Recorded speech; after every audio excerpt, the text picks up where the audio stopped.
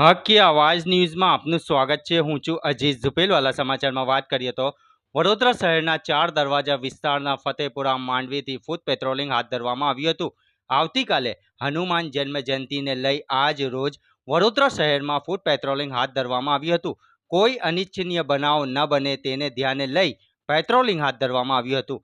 શાંતિ ભાઈચારાથી શોભાયાત્રા પસાર થાય તેને ધ્યાને લઈ ફૂટ પેટ્રોલિંગ હાથ ધરવામાં આવ્યું હતું। જેમાં વડોદરા શહેર પોલીસ કમિશનર શ્રી નરસિંહા કોમર સાહેબની આગેવાની હેઠળ જોઈન્ટ સીપી નીનામા સહિત ક્રાઇમ બ્રાન્ચનો સ્ટાફ અને એસઆરપીની ટુકડીઓ અને સિટી પોલીસ સ્ટેશનના પીઆઈ શ્રી ચૌહાણ સાહેબની નિગરાનીમાં અને ઉચ્ચ અધિકારી સહિત ફૂટ પેટ્રોલિંગ હાથ ધરવામાં આવ્યું હતું। શોભાયાત્રાના રૂટ ઉપર ફૂટ પેટ્રોલિંગ હાથ ધરવામાં આવ્યું હતું। રિપોર્ટ રૂઝે બરબ।